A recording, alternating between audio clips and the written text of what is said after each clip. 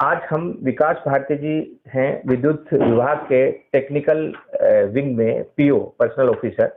उनके पास बैठे हैं। अभी जो बच्चे आंदोलन कर रहे हैं उस मामले में इनसे चर्चा करने आए हैं। भारती जी, क्या मामला है, क्या है, बच्चे क्यों नाराज हैं? नाराजगी जैसा ऐसा अभी कुछ भी नहीं है।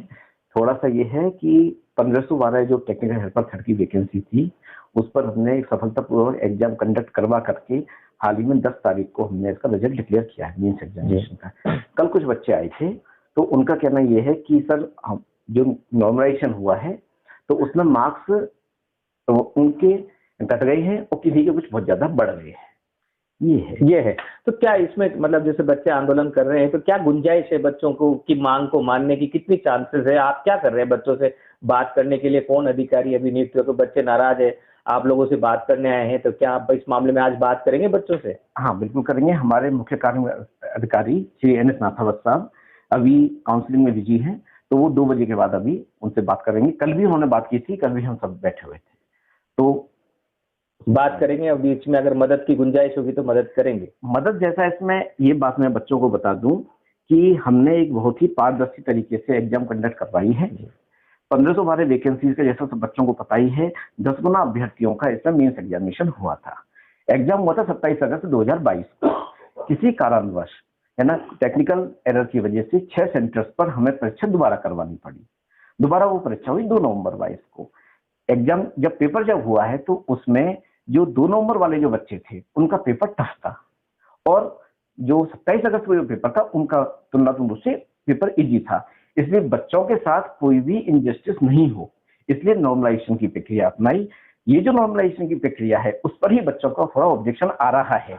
तो उसके लिए मैं बता दूं, ये एक्सपर्ट टीम गठित हुई थी चेयरमैन साहब की अप्रूवल के पश्चात, और उन्होंने वो एक्सपर्ट टीम न केवल हमारी एग्जाम में बल्कि आरपीएससी की कोई भी एग्जाम हो उसमें हाईकोर्ट तक ने उस एक्सपर्ट टीम को ये दो जो एग्जाम हुआ है, दोनों एग्जाम में 2 टीम थी या एक ही एक्सपर्ट टीम में? दोनों एक्सपर्ट टीम एक ही थी, बिल्कुल। उसने देखा तो उसने पाया कि जो 27 अगस्त की जो एग्जाम थी उसमें बच्चों के बहुत ज्यादा मार्क्स आ रहे थे और जो 2 नवंबर थे उसमें बच्चों कम, तो उनको नॉर्मलाइज किया है।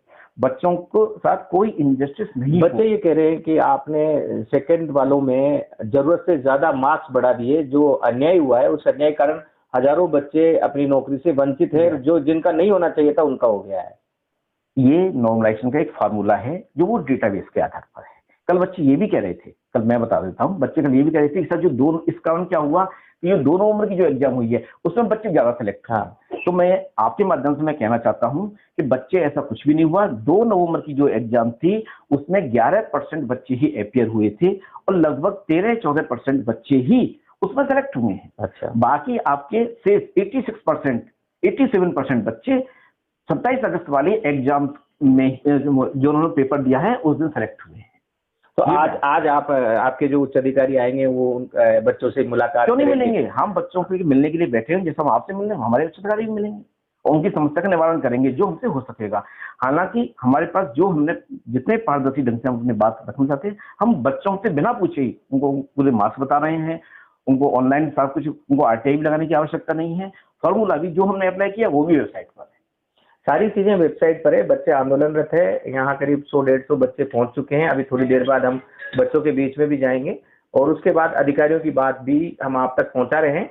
बच्चों से के पास पहुंचने से पहले इनकी बात हम आप लोगों तक पहुंचा रहे हैं, क्योंकि हजारों बच्चे घर पर बैठे हैं, सब इंतजार कर रहे हैं कि हमारी नौकरी कैसे लगे।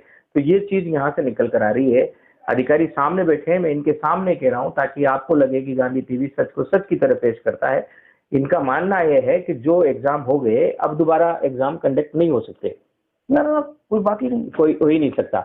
और वो तो जो प्रोसीजर कंप्लीट कर लिया गया है वो प्रोसीजर उसी पे रहेगा, उसको अधिकारी अब चेंज नहीं कर सकते। कोई तकनीकी कारण आप उसमें बता रहे हैं, सुप्रीम कोर्ट का कोई रूल भी आप बता रहे हैं, क्या है वो?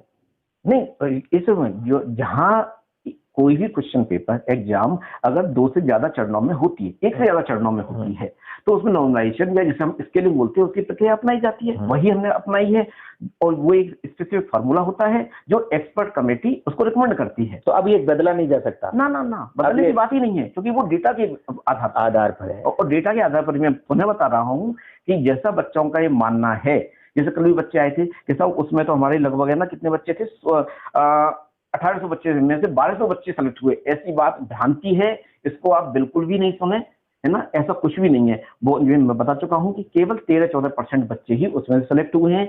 86% बच्चे पहले वाले पेपर, जिसमें से वो 27 अगस्त को जो हुआ था उसमें सेलेक्ट।